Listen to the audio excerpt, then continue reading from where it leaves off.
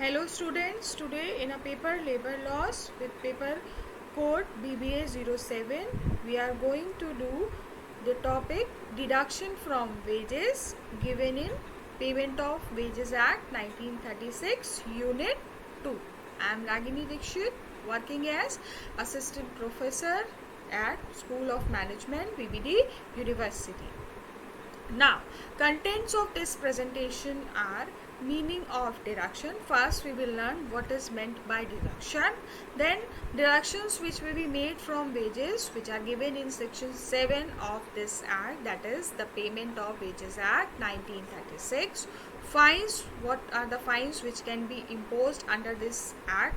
These are given in section 8 of the Payment of the Wages Act 1936.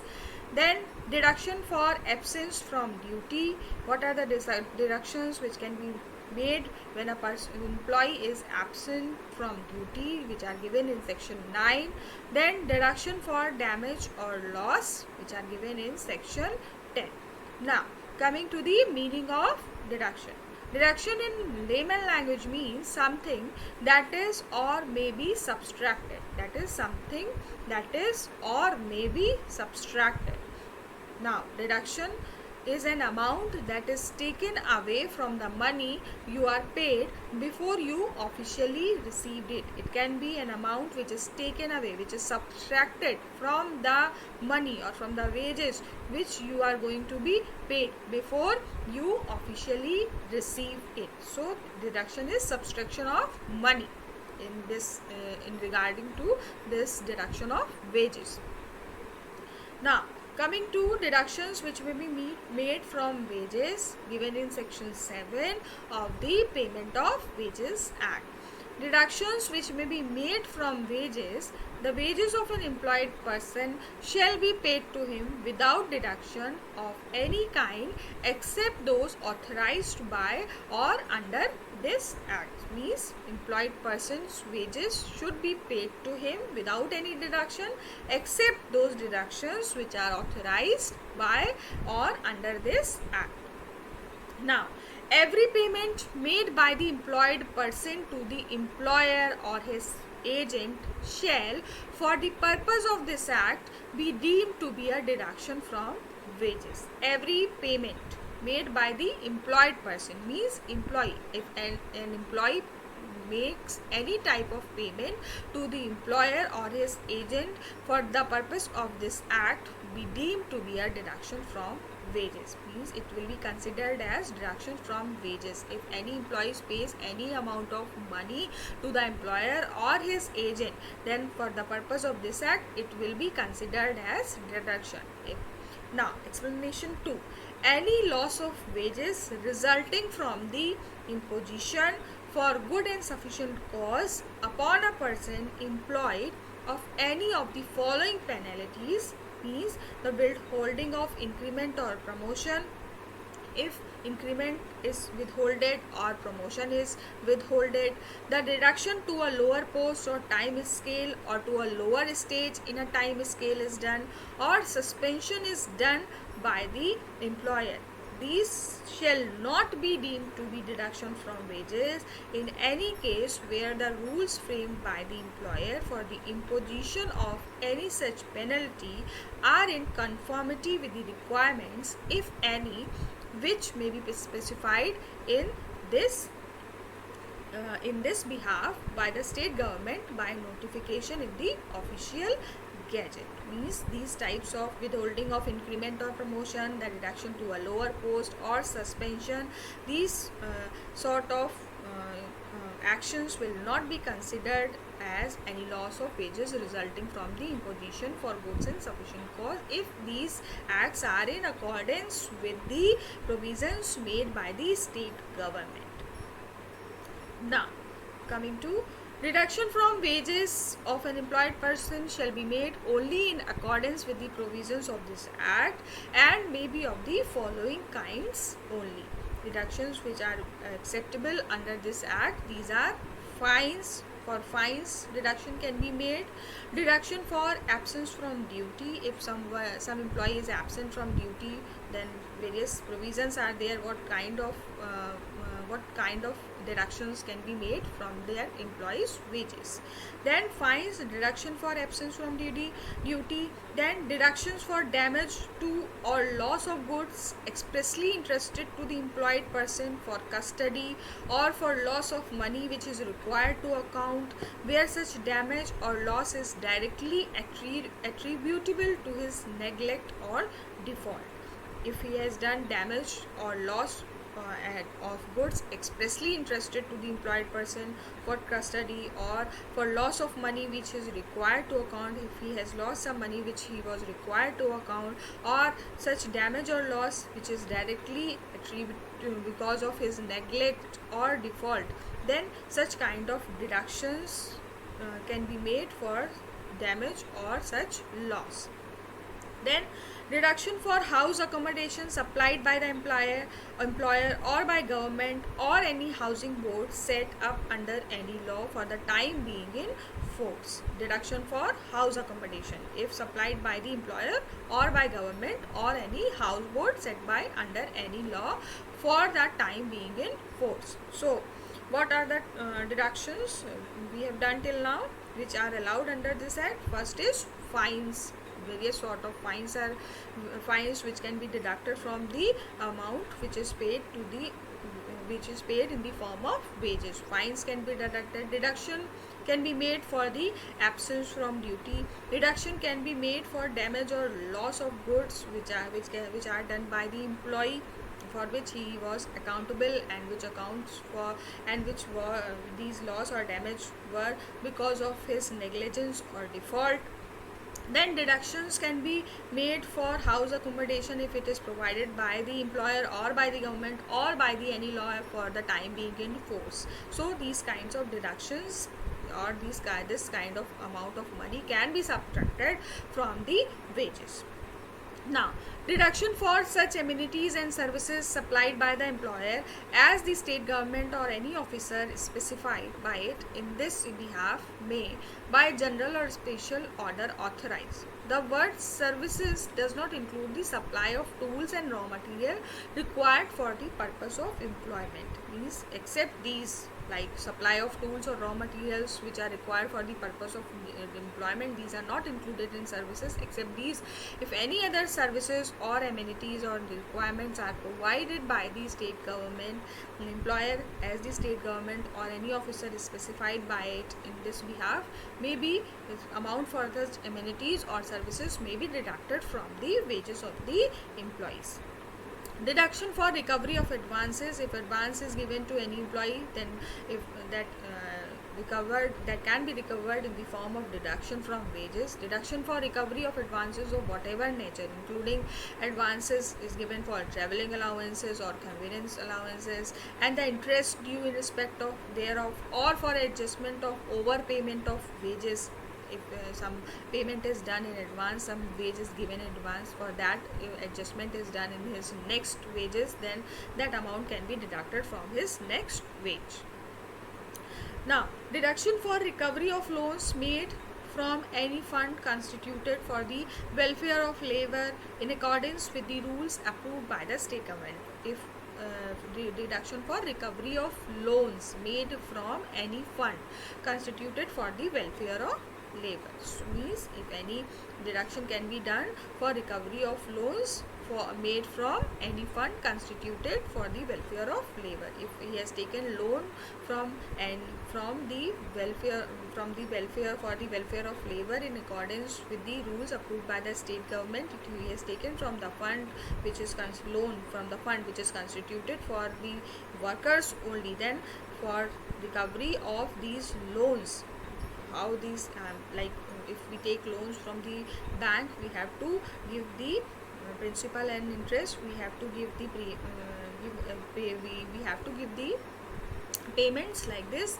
This payment will be done from the wages of the workers. Now, deduction for recovery of loans granted for house building or other purpose approved by the state government. If for house building, if any loan is granted, or if any form of money is given to the employer for building of their houses, then that type of loan can be recovered by deduction of wages.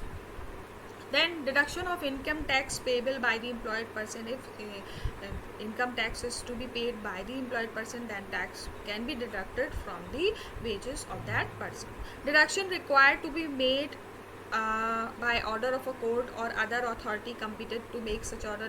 If any sort of deduction is to be made by the order of court, then that can also be deducted by the deducted from the wages of the worker. Deduction for subscription to and for repayment of advances from any provident fund to which the Provident Fund Act 1925 applies.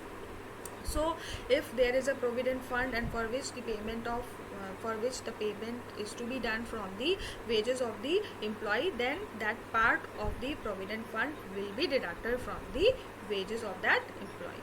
Deduction for payment to cooperative societies approved by the state government. If he is interested in payment to any cooperative societies, then or any officer is specified by it in this behalf, or to a scheme of insurance maintained by the Indian Post Office. If the worker is interested in payment to any cooperative societies or in any insurance scheme maintained by the Indian Post Office, then this was paid by the employer, then such type of deductions can be made from the wages of the employee.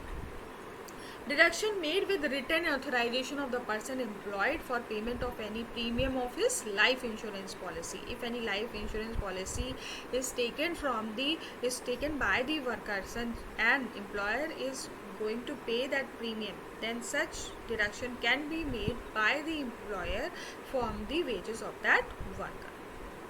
Deduction made with the written authorization of the employer for payment of contribution to any fund constituted by the employer or a trade union registered. Such deductions can be made, but he has to take the written authorization of the employed person if he is interested in contribution to any fund constituted by the employer or a trade union registered under the Trade Union Act. If an employee is contributing in the fund, then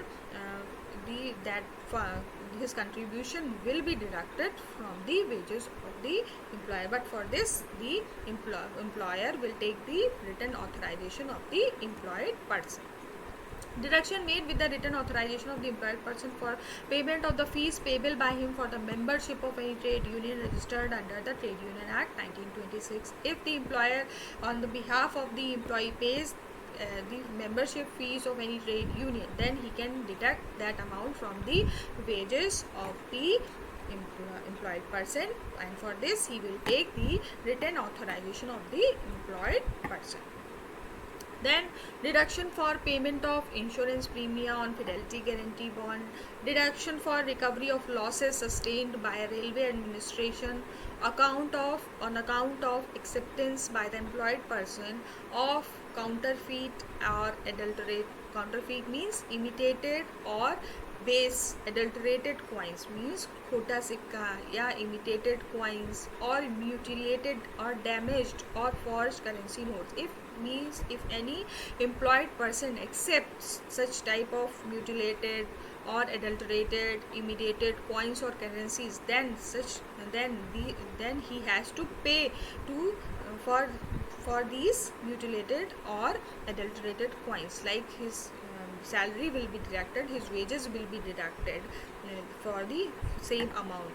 Like for example, if he has taken 50 rupees currency notes that are mutilated or forged, then 50 rupees will be deducted from the wages of such employees.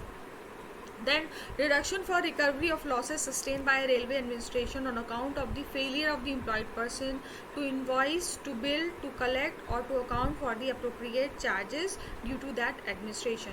If any employee person fails to bill, to collect or to account for the appropriate charges due to that administration, whether in respect of fares, freight, goods transported in bulk, demurrage charges raised when the full container is not moved within allowed 3 days. If then there is fault in employee who is employed in his work, there is fault, like he is not able to collect the goods or transport the good in the limited time period, then whatever expenses are incurred by the company, or whatever expenses are incurred by the employer, that will be deducted by the that will be deducted by the employer from the salary or from the wages of the employee if there is fault of employee.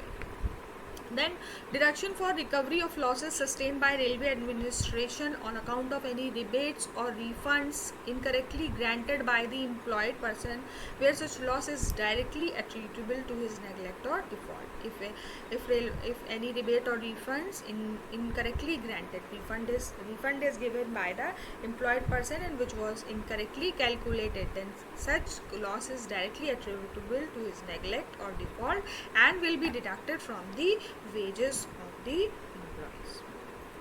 Deduction made with the written authorization of the employed person for contribution to the Prime Minister National Relief Fund or to such other fund as the central government may by notification in the official gazette specify. If any employee want to contribute to the Prime Minister National Relief Fund, then employer can contribute from his side, but he will take the written authorization of the employed person while contributing.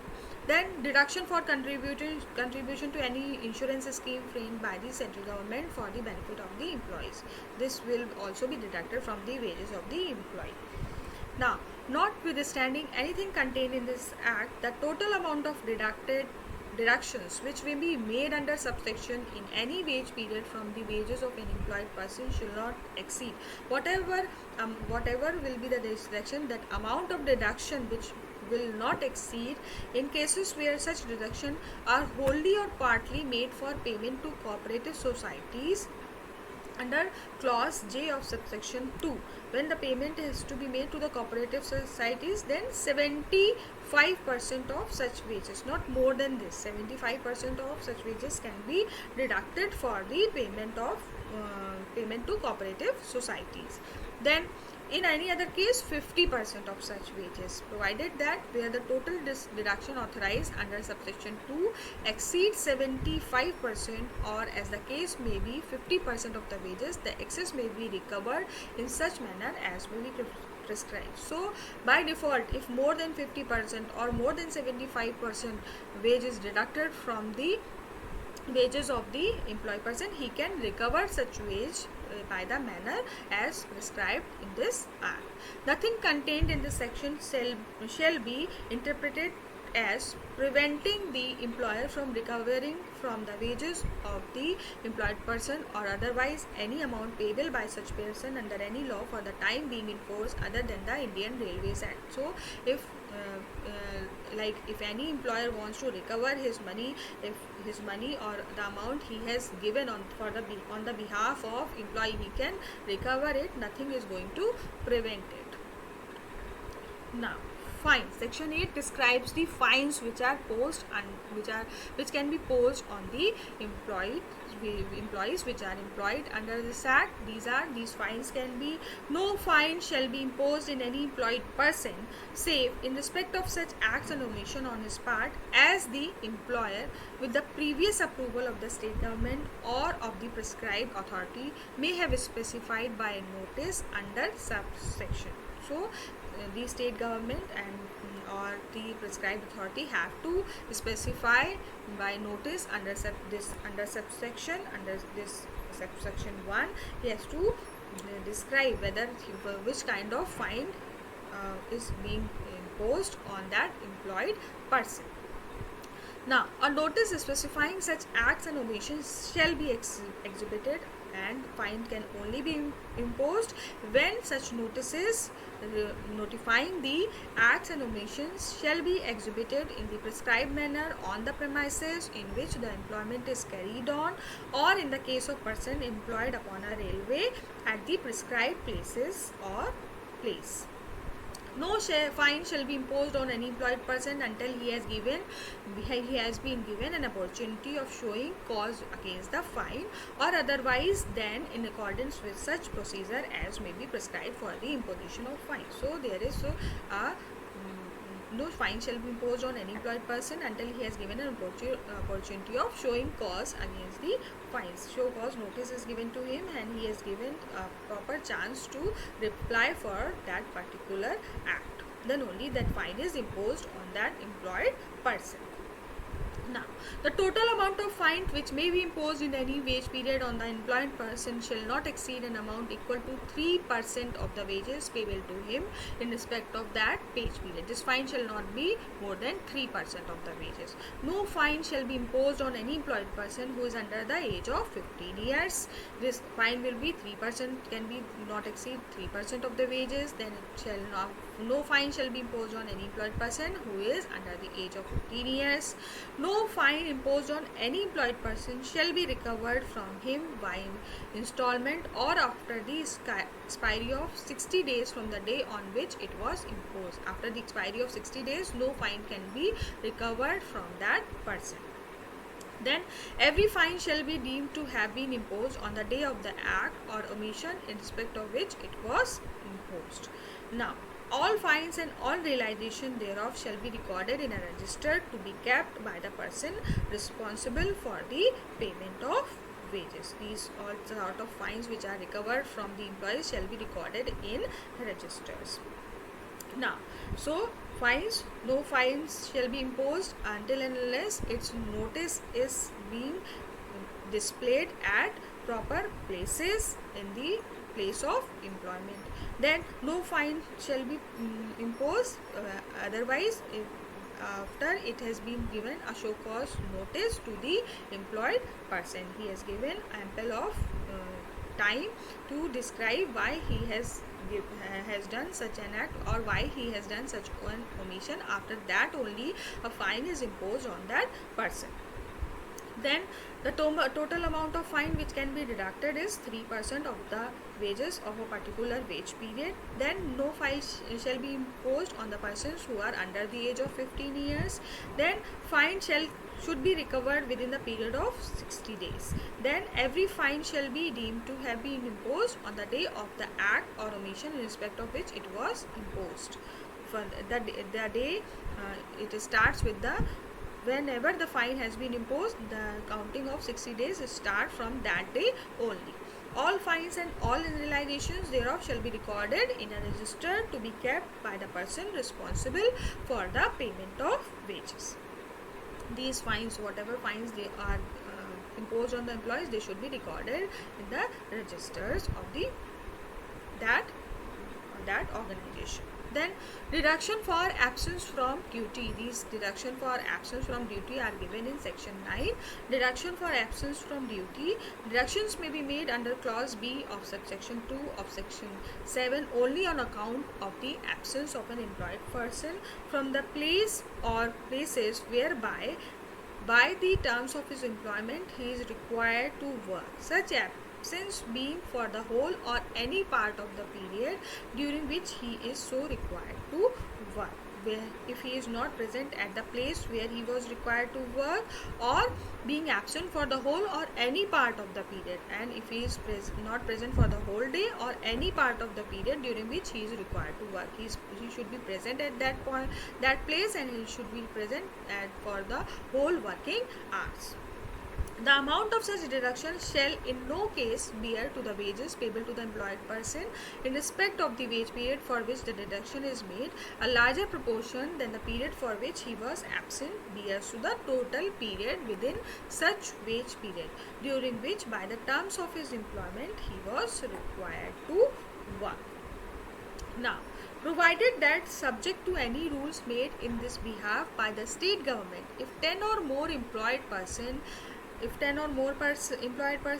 acting in concern absent themselves without due notice, that is to say without giving the notice which is required under the terms of their contracts of the employment, and without reasonable cause, such deduction from any such person may include such amount not exceeding his wages for 8 days as may be any such terms be due to the employer in lieu of due notice. So if 10 or more than 10 employed persons without any cause absent themselves for a period, then their amount which can be deducted from their wages will not exceed, such amount should not exceed his wages for 8 days. So his wages for 8 days can be deducted. For the purpose of this section, an employed person shall be deemed to be absent from the place where he is required to work if, although present in such place, he refuses in pursuance of a stay in strike or for any other cause which is not reasonable in these circumstances to carry out his work. He can be considered absent if he refuses or if he go for a strike, even though he is present in the factory premises, but if he is not working, he will be considered as absent from work. Now, coming to the section 10, deduction for damage for loss. Section 10, a deduction under clause C or clause O of subsection 2 of section 7 shall not exceed the amount of damage or loss caused to the employer by the neglect or default of the employed person. A deduction shall not be made under clause C or clause M or clause N or clause O of subsection 2 of the section 7 until the employed person has been given an opportunity of showing cause against the deduction, or otherwise then in accordance with such procedure as may be prescribed for the making of such deduction. Then all such deductions and all realizations thereof shall be recorded in a register to be kept by the person responsible for the payment of wages under section 3 in such form as may be prescribed. Deduction for services rendered.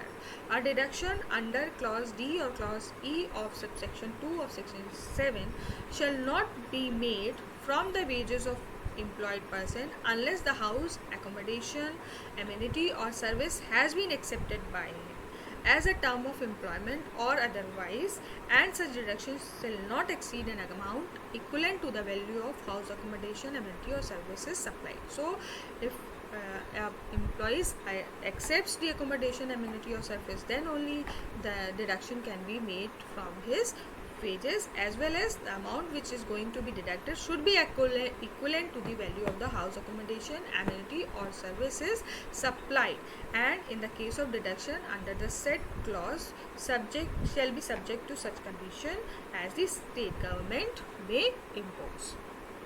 Now, deduction for recovery of advances as given in section 12. Deduction for recovery of advances. Deduction under clause F of subsection 2 of section 7 shall be subject to the following conditions, namely recovery of an advance of money given before the employment began shall be made from the first payment of wages in respect of complete wage period, but no recovery shall be made of such advances given for travelling expenses. So, recovery of an advance of money given before employment began shall be made from the first payment of wages in respect of a complete wage period. So, if advance of money is given to the employee before employment began, and as soon as he gets his first wage, so that amount of advance will be deducted from his first payment. Then recovery of an advance of money given after employment began shall be subject to such condition as the state government may impose. Recovery of advances of wages not already earned shall be subject to any rules made by the state government. Then all the recovery of advances will be governed by the state government, and regulating the extent to which such advances may be given and the installments by which they may be recovered. These are how these are going to be recovered, at how much extent will be there, and whether they can be recovered in installment or not. It all will be according to the rules made by the state government.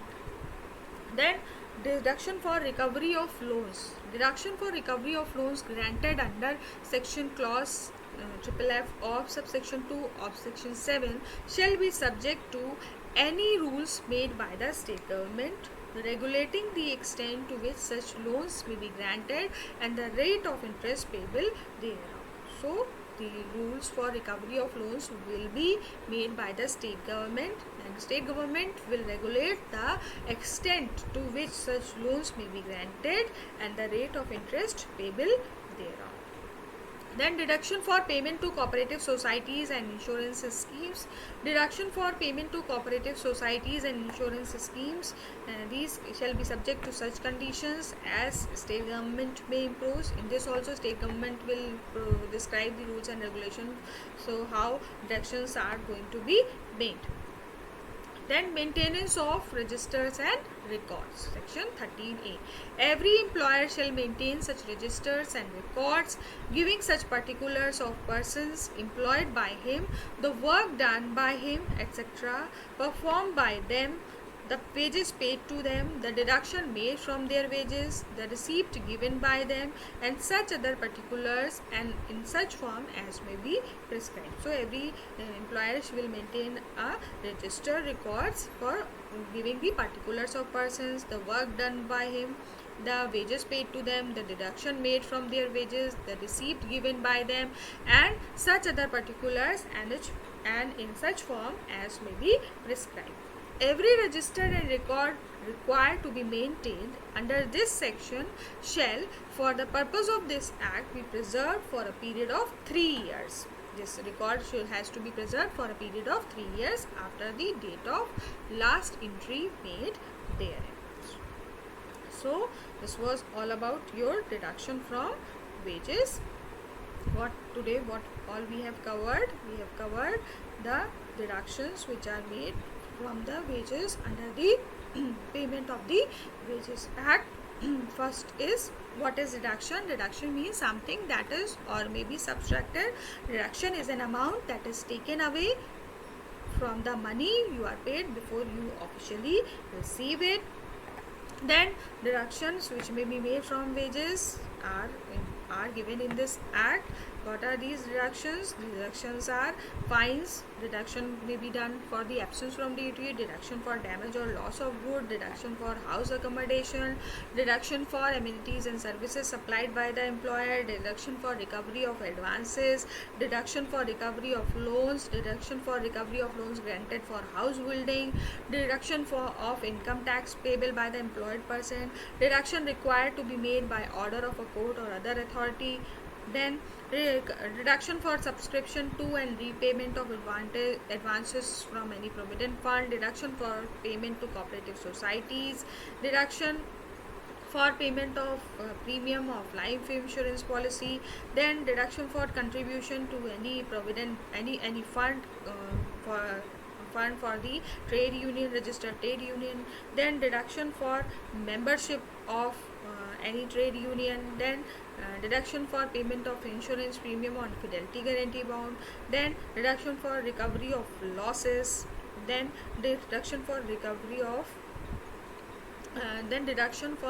of various contribution given by the employee in any Prime Minister National Relief Fund or any insurance scheme framed by the central government for the benefit of the employees. Now section 8 describes about the fines which can be imposed, and no fine can be imposed until and unless such notice has been displayed in the premises, and it has to be in a proper prescribed manner and at suitable places. Then the total amount of fine should not exceed 3% of the total wages, and the persons who are below the 15 age of years, they will not be imposed for fine. No fine imposed on any employed person shall be recovered from him by installment or after the expiry of 60 days. Then deduction from absence of duty. If a person is absent from the place and for the whole work or part of working hours, he will be charged for that particular absence. And if more than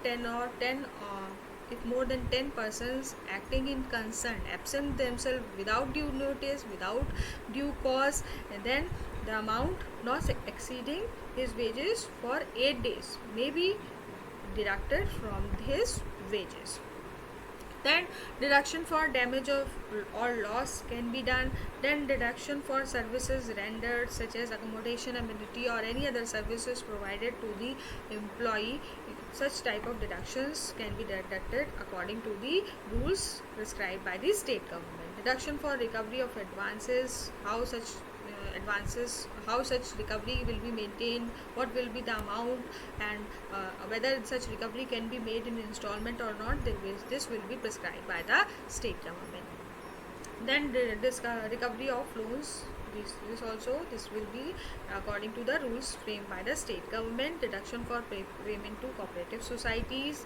Then maintenance of register and records. Every employer has to maintain register and records, and these register and records should be preserved for a period of 3 years. Thank you. This was all about deduction from wages.